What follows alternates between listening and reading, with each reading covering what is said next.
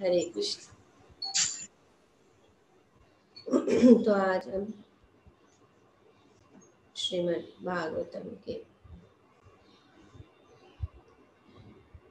30वें स्कंद के पहले अध्याय के 21वें श्लोक को पढ़ रहे और इसको समझने की कोशिश कर रहे हैं।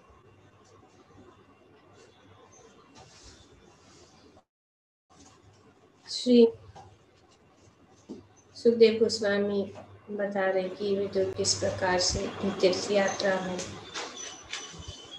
निकल पड़े हैं और वे भारतवर्ष की भूमि में समस्त तीर्थ स्थलों का भ्रमण कर रहे थे। तो वे प्रभास क्षेत्र गए। वे प्रभास क्षेत्र द्वारका के नजदीक सोमनाथ, जब हम जाते हैं सोमनाथ एक ज्योतिर्लिंगों में से एक है, बहुत सुंदर स्थान सोमनाथ। तो वहाँ पे प्रभास क्षेत्र आते और यही स्थान था जहाँ पे भगवान अंत में वहीं पे गए, प्रभास क्षेत्र। तो अब यहाँ पे विदुर जो है वे भ्रमण करते यहाँ पे प्रभास क्षेत्र। और उस समय महाराज युधिष्ठिर सम्राट थे और वे सारे जगत को एक सैन्य शक्ति तथा एक ध्वजा के अंतर्गत किए हुए पूरे विश्व के सम्राट महाराज युधिष्ठिर। और जब विदुर वहां पे प्रभास क्षेत्र पहुंचे तो उन्हें पता चला कि उनके सारे संबंधी उग्र आवेश के कारण उसी तरह मारे जा चुके हैं जिस तरह बांस के घर्षणा से उत्पन्न अग्नि सारे जंगल को जला देती है। तो श्री प्रभुपाद बताते हैं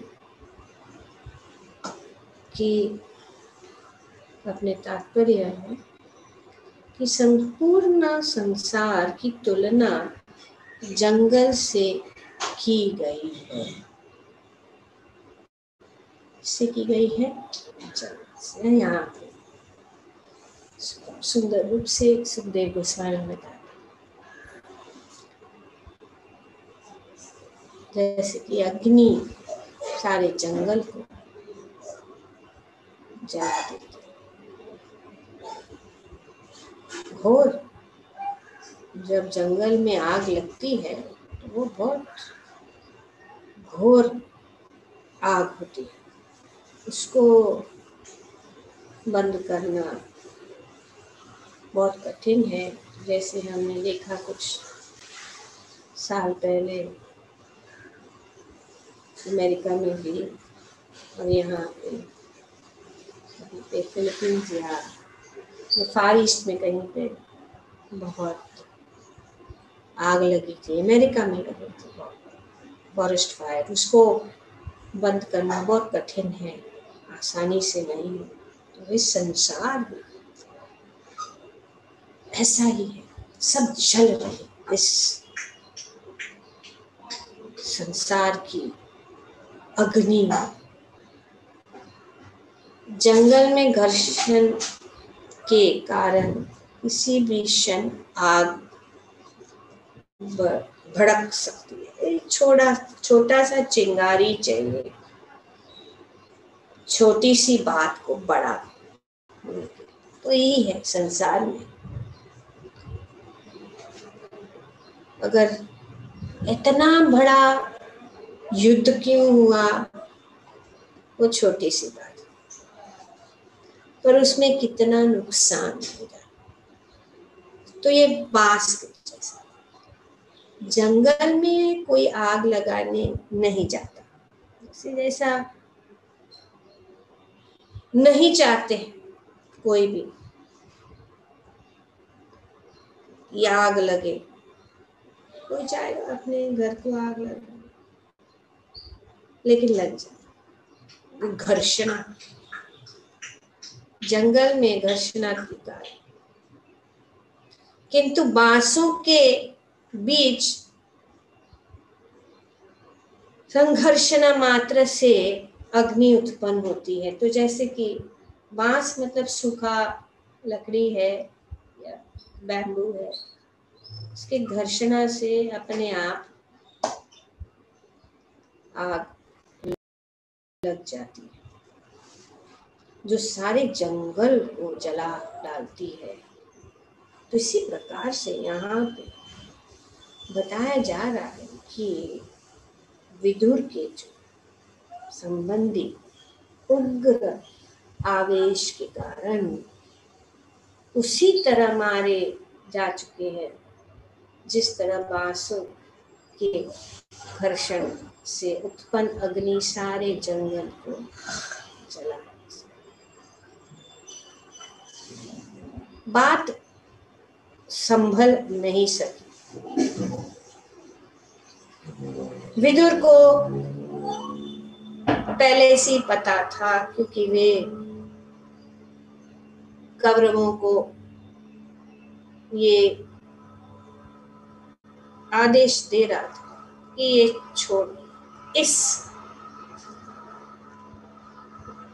युद्ध को रोक, युद्ध नहीं कर, संधि कर दो भाइयों की। और ये जो है पारिवारिक,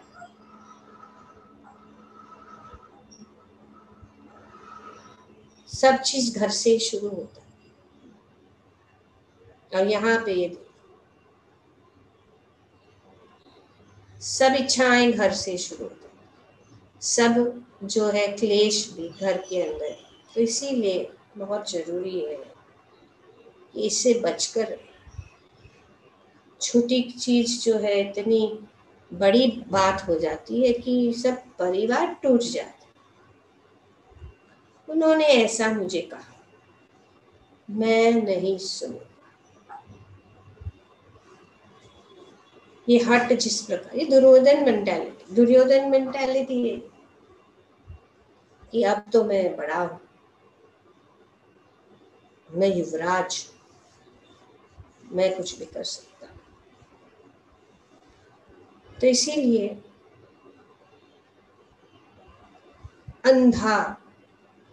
अंधे हो जाते। इस तरह सांसारिक मेरा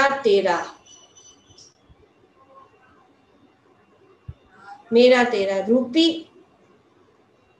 महत्तर जंगल में माया के द्वारा मोहित बद्ध आत्माओं के उग्र आवेश के कारण युद्ध रूपी अग्नि जल जाती है। भगवान की बहिरंगा शक्ति माया, किसके कारण? मेरा तेरा।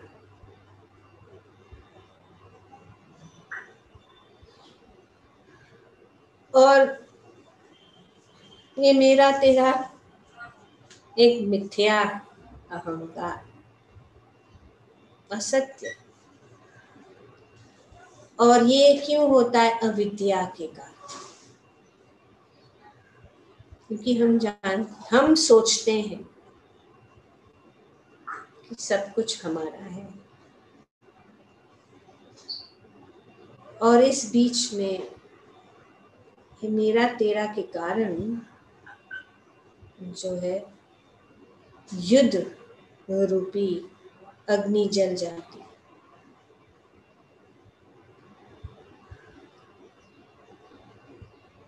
तो ऐसे ही हुआ युद्ध।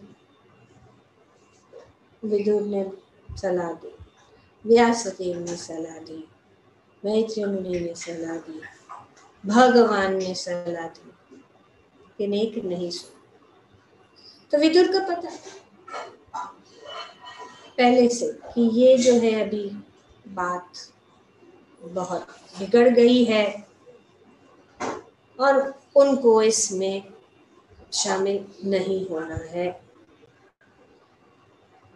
तो उन्होंने सुना, तो उनके लिए कोई नई बात नहीं थी, क्योंकि वे पहले से ही जानते थे कि ये ही होने वाला है।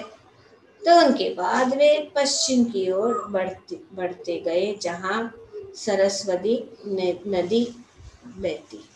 न कार्य।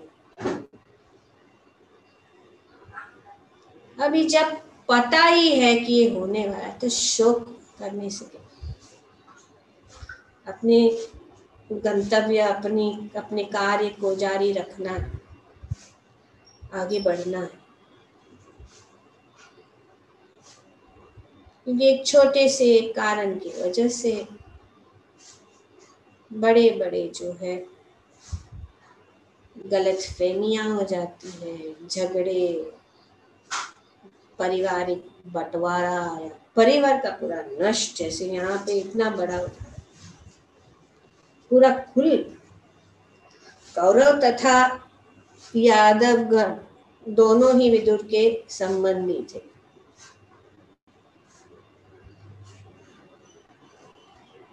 तो ऐसा नहीं था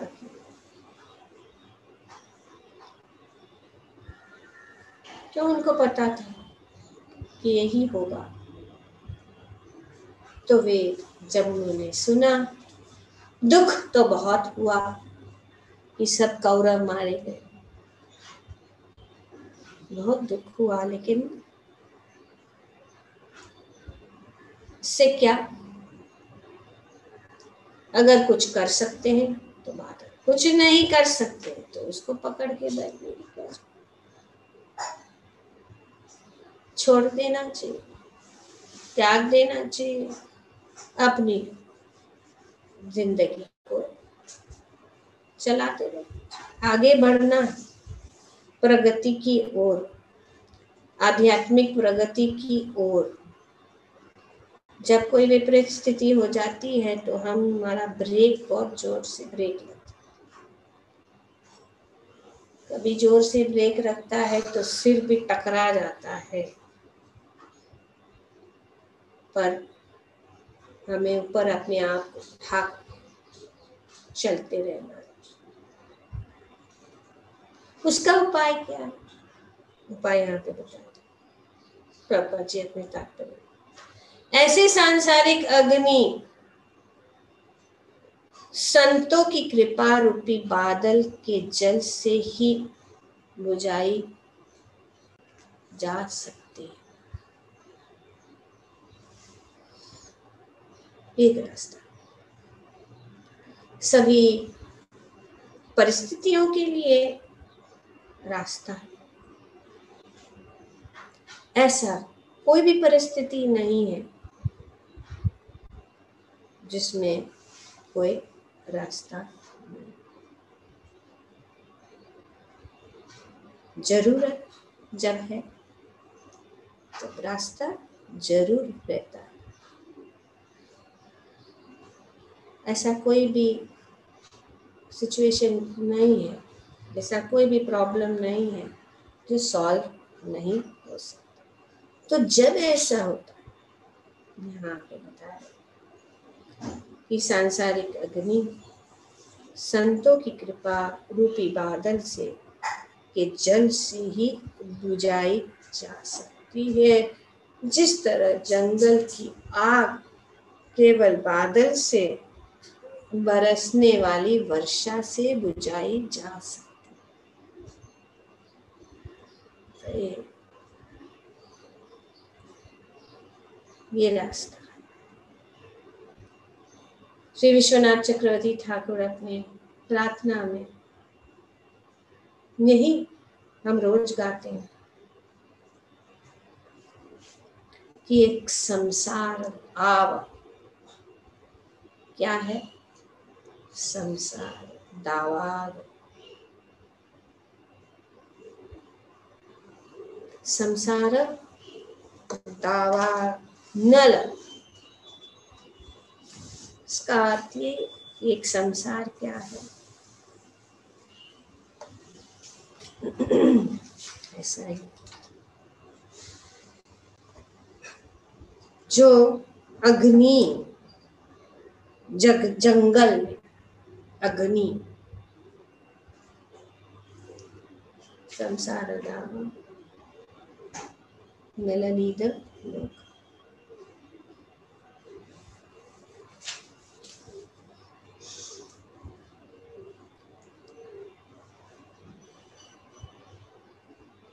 तो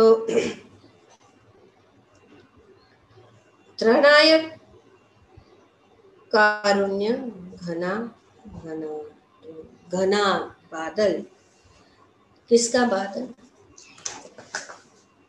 करुणा की। गुरु जो, जैसे यहाँ पे बताया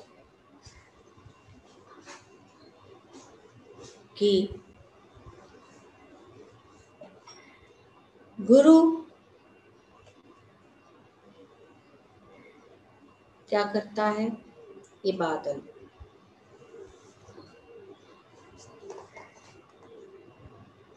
प्रभा जी बताते हैं कि संतों की कृपा रूपी बादल से जल से ही बुझाई जा सकती। तो इस संसार, इस भौतिक जगत एक दावानल है, दावा जो जल रहा है, क्या है, एक घना जंगल,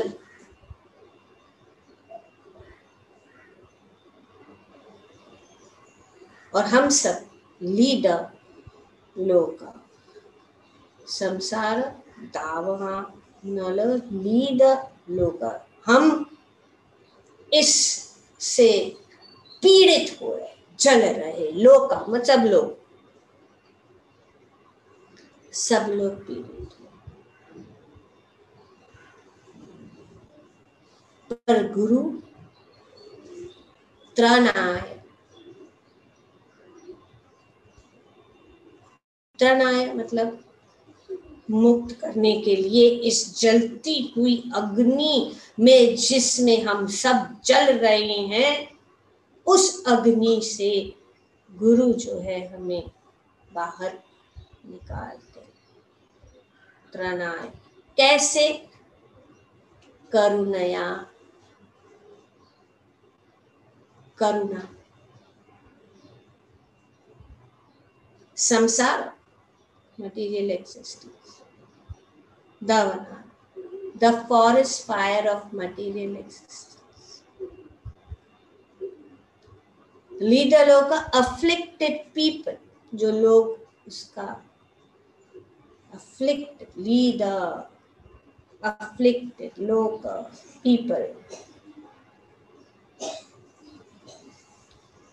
त्रणाय उनको पार करने के लिए, मुक्त करने के लिए, करुणा क्या कर रहे हैं, घना घना तक, और उनकी करुणा कैसी है, घने बादल, बहुत वर्षा से, क्योंकि ये अग्नि इतनी प्रबल है, इतनी घोर है, वो जो है इस प्रकार से वे बरसाते, जैसे यहाँ पे बताया कि इस अग्नि को शांत करने के लिए वर्षा के बादल जब उस अग्नि के ऊपर गिर जाती है तो वो बुझ जाती है, शांत हो जाती है।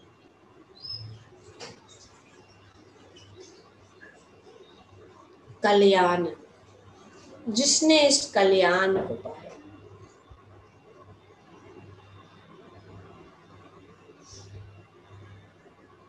प्रप्तस्य कल्याण गुना नव अवश्य ज्ञानवश्य, मतलब सागर के जैसे गुण वाले ऐसे गुरु के चरण कमलों की अगर हमें शरण प्राप्त हो, वंदे गुरु श्री चरणार। श्री गुरुदेव आध्यात्मिक गुरु कृपा सिंधु के आशीर्वाद प्राप्त कर रहे हैं। जिस प्रकार एक मेघ वन में लगी हुई दावाग्नि पर जल की वर्षा करके उसे शांत कर देती है, उसी प्रकार श्री गुरुदेव संसारिक जीवन की प्रज्वलित अग्नि को शांत करके भौतिक दुखों के पीड़ित जगत का उद्धार करते। संसार लोक जनायकारो गुणागण रक्तस्य कल्याण गुणान वंदे गुरु श्री चरणार। शुभ गुणों के सागर ऐसे श्री गुरुदेव के चरण कमलों में मैं सादर वंदना करता हूँ। इसको गुरु अष्टकम पहला श्लोक। तो गुरु की कृपा से, साधु की कृपा से, संत महात्माओं की कृपा से ये अग्नि में हम सब जल रहे हैं। इस अग्नि से बाहर निकलने के लिए गुरु की कृपा, और गुरु जब हमारे ऊपर कृपा की वर्षा करेंगे तो हम जो है इस सांसारिक कष्ट और दुख जो हमें जलाए जा रहा है उससे हम शीतल हो जाए। जल शीतल कर, शरीर को शीतल कर, मन को शांत कर देते। बहुत इसीलिए अच्छा है स्नान करने से हमारा मन शांत हो जाता है, क्योंकि जल का प्रभाव जब हमारा मन इस प्रकार से विचलित होता है, स्नान हो जाता है। स्नान करने से, जल से हम पवित्र हो जाते हैं। इसीलिए चैतन्य महा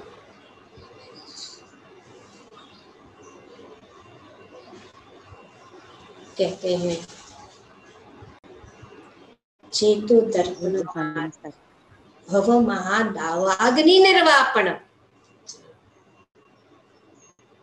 हरि नाम का भी इस प्रकार से काम करता है। चेतो दर्पण,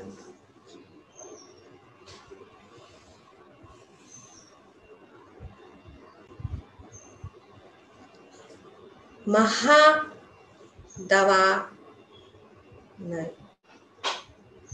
जन्म मृत्यु के चक्र से मुक्त कर देता है। वो भी क्योंकि इस भौतिक जगत में हमेशा के लिए दावाग्नि,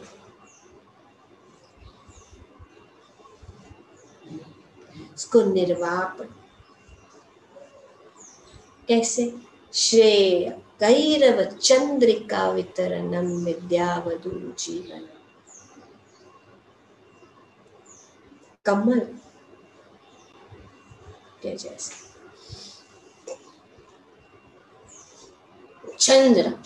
चंद्रमा की जब शीतल किरणें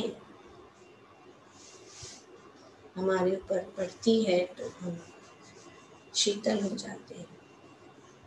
हम इस दावाग्नि से मुक्त होने के लिए और उस आनंद, सब आनंद की खोज में,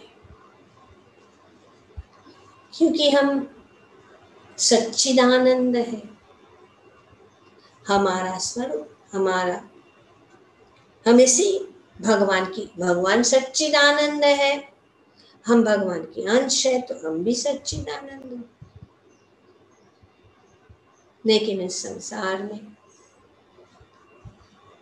बद्ध शारीरिक बंधन में हम बंधी बनकर रह रहे हैं, तो इसीलिए आनंद को हम नहीं पा रहे हैं, क्योंकि ये दावाग्नि। द ट्रांसलेशन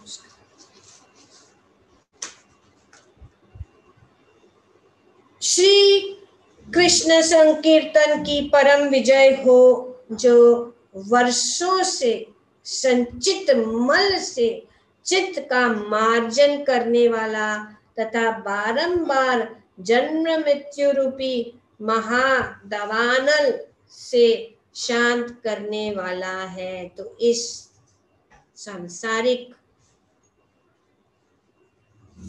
जीवन जो हम चल रहे हैं, वो जो है श्री कृष्ण संकीर्तनम, और श्री कृष्ण संकीर्तन का परम विजय। यह संकीर्तन यज्ञ मानवता का परम कल्याणकारी है, क्योंकि यह मंगल रूपी चंद्रिका का वितरण करता है। मंगल रूपी चंद्रिका,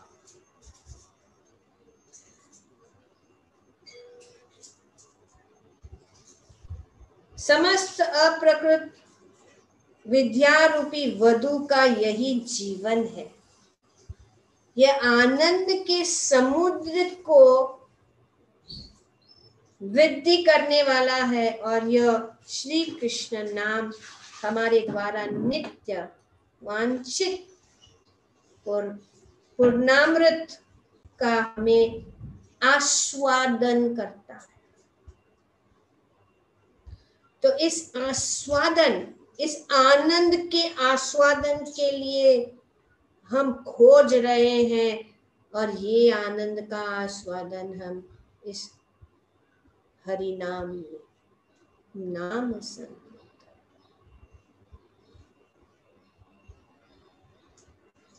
तो यही है उपाय, नहीं तो युद्ध होते ही रहेंगे जब तक इस शांति और आनंद का मार्ग नहीं अपना। इसीलिए श्री चैतन्य महाप्रभु ने कहा है, जीवे दया कृष्ण नाम सर्वधर्म सार।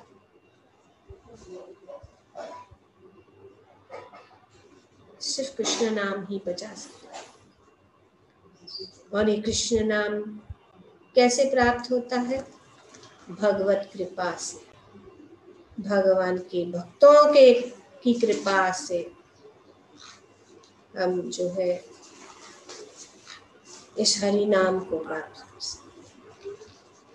चेतो दर्पण मार्जनम नव महानावाग्नि निर्वापनम श्रेय कैरव चंद्रिका वितरणम विद्यावधूजी आनंदम बुद्धिवर्धनम प्रतिपदम पूर्णामृत स्वादनम सर्वात्मा स्नापनम परम विजयते Shri Krishna संकीर्तनम। Glory to the Shri Krishna Sankirtan, which cleanses the heart of all dust accumulated for years and extinguishes the fire of conditioned life of repeated birth and death. So ये जो मल है हृदय के अंदर, चेतो दर्पण मार्जनम, इसको मर्जन होता है। जब तक वे मल को मर्जन नहीं हो जाता, तब तक कितनी भी योजना क्यों न करे विश्व शांति के लिए, वो नहीं हो सकता, क्योंकि वो मल, हृदय रूपी मल को इस प्रकार से, और इस युग में ये हरि नाम ही शक्ति। The Sankirtan movement is the prime benediction for humanity at large. This is the prime benediction. Shreya Kaiva. Because it spreads the rays of the benediction moon. It is the life of all transcendental knowledge, Vidya Vadu, and it increases the ocean of transcendental bliss, and it enables us to fully taste the nectar for which we are always anxious. Prabhupada translations. It enables us to taste. We are always anxious. We are looking for that nectar. हम इस आनंद की खोज में है, लेकिन हमें वो नहीं मिलता है। लेकिन वो आनंद हम प्राप्त कर सकते हैं भगवान के इस हरि नाम के द्वारा। तो यहाँ पे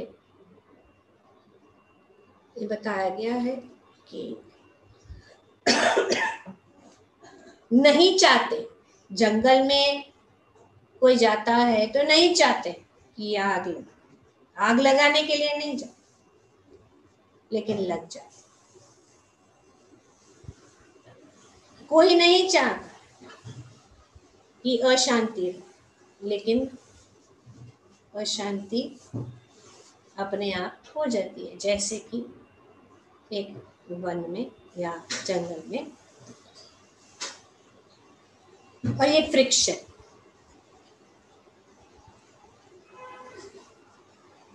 तो इसको शीतल करने के लिए जरूरी है कि संतों की कृपा, और संतों की कृपा, हरि नाम और शास्त्रों का अध्ययन। क्योंकि अगर कुछ भी अशांति हो रही है इसी कारण, क्योंकि हरि नाम नहीं हो रहा है। हरि नाम हर श्री चैतन्य महाप्रभु का आदेश, वे जानते हैं, वे सबसे स्वयं भगवान है, वे जानते हैं कि क्या हमें, किस तरह से हम बच सकते। एक ही नाम, हरे नाम हरे नाम हरे नाम एव केवल। तो इसीलिए श्री चैतन्य महाप्रभु ने ये 8 श्लोक ही दिए शिक्षा शास्त्र में। स्मरण करना है, उन्हें गहराई से उनको हर एक शब्द को समझना है और उनका महत्व जानना है, और हरि नाम कितना महत्वपूर्ण है। और अगर हम अपराध रहित हरि नाम करेंगे तो जरूर हम सफलता पाएंगे और इस दावाग्नि से मुक्त होकर परम आनंद की अनुभूति कर सकते हैं। ग्रंथराज श्रीमद् भागवतम की जय। ओम तत्सत। Thank you very much. किसी का कोई प्रश्न, कुछ कहना चाहें? Mataji, may I? Yeah. No, I don't have a question. I appreciate the way you connected the Guru Ashtaka and the Shiksha Ashtaka to the shloka. Very nicely done. Very nice. Thank you so much, Mataji. करते हैं सब Kanhaiya. Mataji, I just wanted to clarify the setting now. Like here, the Kauravas, the Mahabharata is over, and even the Yadavs have passed on. That Yudh has happened amongst the Yadavs and Krishna. Yes, that So Krishna has also actually, left the planet. yes, actually, in one sense, but yes, but he's not very clear because that will come now. That's why I did not. In fact, I wanted to discuss that also today, but then it is coming later because he's going to meet Uddhav, and then he will also come to me. So slowly we will go through that because same वही बात हुई जिस प्रकार से कौरव और पांडवों के बीच में मिसअंडरस्टैंडिंग हुआ, उसी प्रकार यादवों के बीच में भी फैमिली एक दूसरों से उन्होंने झगड़ के उनका नष्ट हो गया, पूरा यादव कुल का नष्ट हो गया। पर ये भगवान की इच्छा, सब कुछ भगवान की इच्छा, क्योंकि सब कार्य खत्म हो गए। भगवान ने युधिष्ठिर को सम्राट बना दिया, उनको इस्टेब्लिश कर दिया। जो दुष्ट थे वे, अभी यादवों का क्या, उनको वापस जाना है। कैसे जाएंगे? उनको कोई नष्ट नहीं कर सकता है, वे एक दूसरों को ही नष्ट कर सकते, और कोई फोर्स ही नहीं है जो यादवों को नष्ट कर सकता, सिर्फ भगवान या एक दूसरों के साथ। तो भगवान ने सोचा कि अभी समय हो गया, मेरा कार्य समाप्त हो गया, अभी मुझे वापस जाना है। जब उन्होंने सोचा कि अभी मुझे वापस जाना है, तो उन्होंने ऐसा परिस्थिति बना दिया जो एक दूसरों के साथ झगड़े। दो श्रापों के कारण, एक्चुअली तो गंधारी ने तो श्राप दे दिया था कि जिस प्रकार मेरे सब पुत्र और सब जो वंश का नाश हुआ, ऐसे ही तुम्हारा ही वंश का नाश हो। भगवान का ओके, भगवान स्वीकार करे। हालांकि भगवान को शक्ति है उसको टालने के लिए। कोई किसी को, कोई भगवान को श्राप दे सकता है? नहीं, परम भगवान उनके स्वेच्छा से कार्य करते हैं। तो उन्होंने तय किया कि ओके, समय आ गया है। तो यादव वे जो है अपमान किया साधु का अपमान करने से उनको भी श्राप लग गया कि आपका सब कुल नष्ट हो जाएगा, दूसरा श्राप। और भगवान के बहुत कार्य है।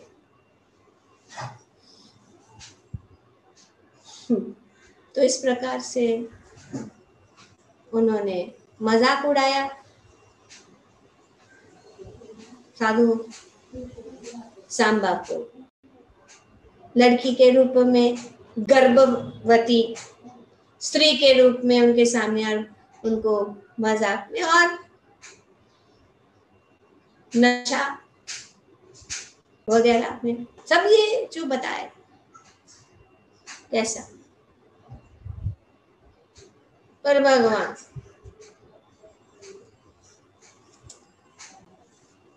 का ये ही आयोजन था। तब भगवान किसका मान रखने के लिए? गंधारी का,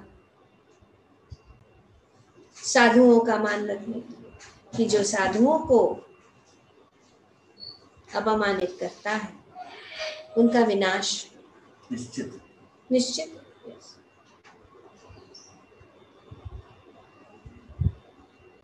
और भगवान स्वयं जो नहीं चाहते थे इस कौरवों का वध करने के लिए, लेकिन उसमें क्या हुआ, दोनों सेनाओं में से कोई भी नहीं रहा ना।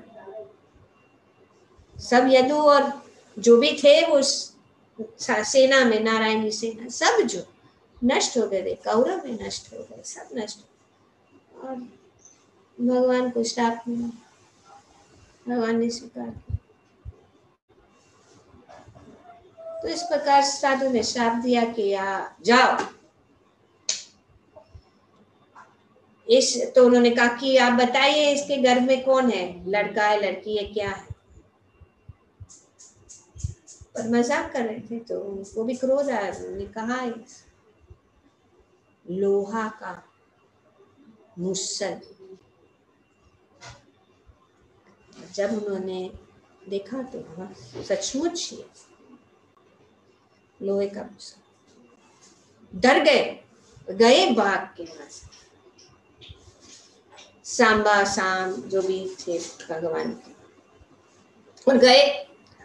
उग्रसेन को बताया तो उन्होंने, वो भी डर गए। शाप तो है, अभी सब यदु का वंश का पूरा नष्ट होने वाला है, ये कारण ही होगा कि एक दूसरों से मारपीट होकर एक दूसरों को मार दे। तो उन्होंने कहा क्या करे, तो उन्होंने उसका पाउडर बना दिया, चूर्ण करके समुद्र में डाल दिया। उस समुद्र में से एक मछली ने एक टुकड़ा जो है खा लिया, पेट में चला गया। और जो समुद्र की लहरें से ये सब जो वापस जो है आ गए रेत के ऊपर, और ये सब जो है घास के जैसे ऐसे मांस या घास क्या उगने लगे। पर असल में वे सब जो लोहा के भारी सब थे, पर दिखाई नहीं देता। ऐसा लग रहा था कि वे प्लांट्स हैं। और जो मछली ने जो गल लिया था उस टुकड़े को, एक बहेलिया ने मछुआरे से खरीदा और उसने पाया, उसने एरो बना दिया, बाण बना दिया उसका।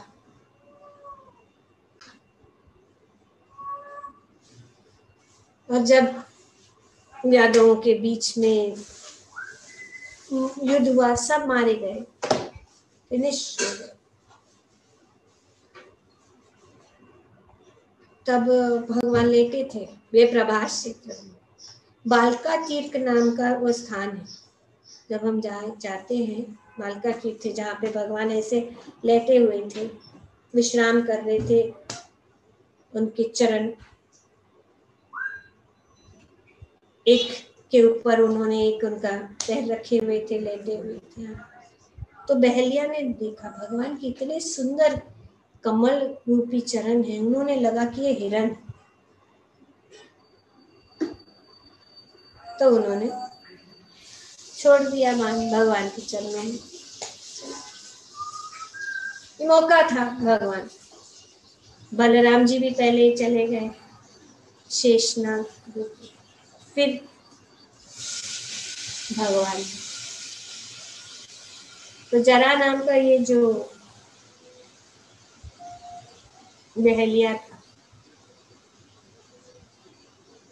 तो भगवान भी कुछ कार्य करते हैं तो उनका उत्तरदायित्व लेते हैं, ये हमें जानना चाहिए। जैसे उन्होंने गंधारी का श्राप का उत्तरदायित्व लिया, उन्होंने भोगा यदुवंश का नाश, और खुद उनको भी मार भी पड़ा, क्योंकि उन्होंने वाली को छल से पीछे से मारा। तो ये जरा जो था वही, तो भगवान ने बैलेंस कर दिया कि हाँ, अगर मैंने कुछ गलत कार्य किया है उसका मुझे परिणाम भोगना है। तो हम कौन सी खेत की मूली है जो हम नहीं भोगते हैं। हम सोचते हैं कि हम सब कुछ करके, ये भगवान अपने चरित्र से हमें उदाहरण देते कि there is no way you can escape इस भौतिक जगत। अगर हम बुरा कार्य करेंगे तो उसका परिणाम हमें भोगना है।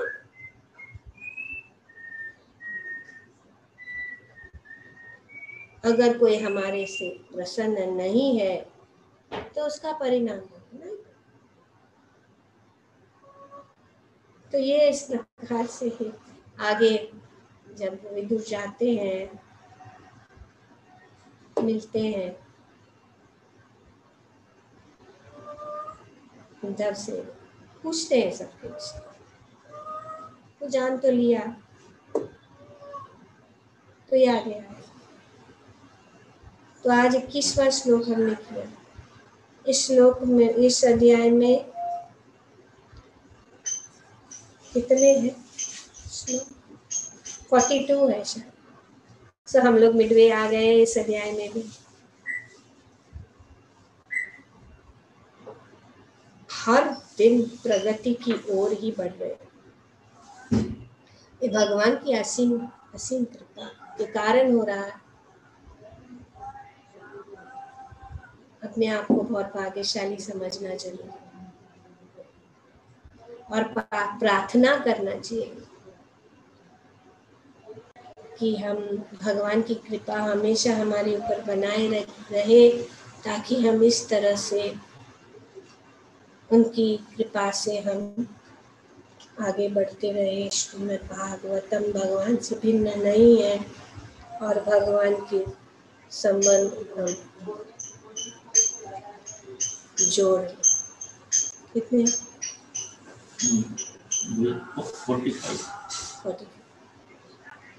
45 है माता जी। Yeah.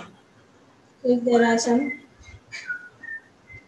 this month we should finish first chapter, second chapter, like that, slowly, understanding in depth and detail what Prabhupada is telling us.